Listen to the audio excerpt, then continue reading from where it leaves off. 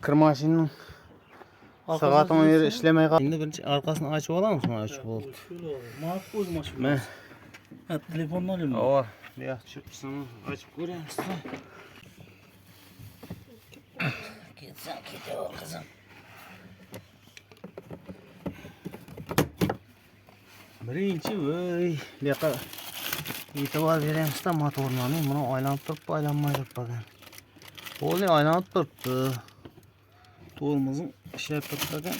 Agar buni aylanmay qolgan bo'lganda, mana tros sel kirgan bo'ladi. Tros sel tortib turib, mana uni o'zgartirib torttirib bildiruvga to'g'ri kelmaydi deb. Bunaqay. Senikida aylanib turibdi-da bu. Bemalol. Endi buyog'ini ochib ko'raymi sen? Oyoq soz ekan, buyog'i ishlamay qolgan bu. Shundan bir yer kontakt qiladi. To'q yemay qolyapti.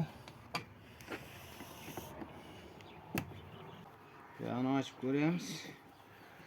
Şurada kontaktı koşmaya kalkan buluşum mümkün. Hep kötersek esne açılar. Açığa şurada.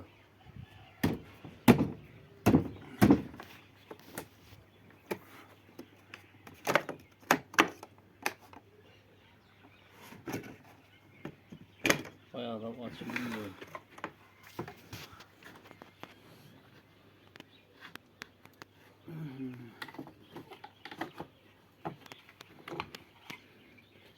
Ben bir durayım.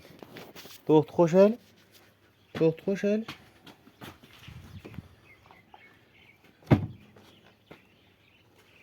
Oldu mu? Kontakt qizib ketganda.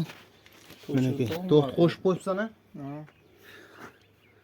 Hozir buni qo'shamiz buni.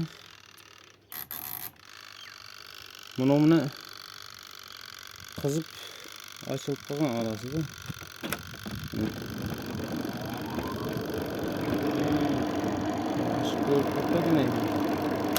Mana bir-birini tiyetmay qo'yamiz. To'xtan o'chiramiz sel bosin qirib. Buni orasini najdak bilan ham sel tozalab berish kerak-da, ikkovining orasini. Najdak bor edi uni. Najdakmi? Boshqa ikkovi bir narsa bilan sel tozalab, buni bir-birini tiyetmay qo'yish kerak-da. Deb qopqoqni ochgan mari tiymay turibdi hozir. Yopib ko'rib qana tiyemagan. Tiymadi ver, endi ikkovini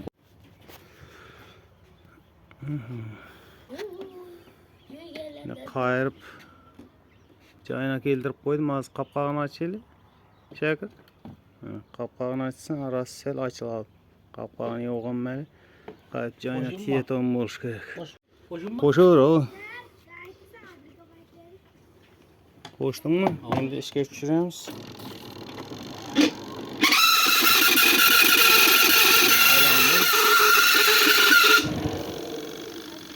Qopqoqni ochsak o'chadi.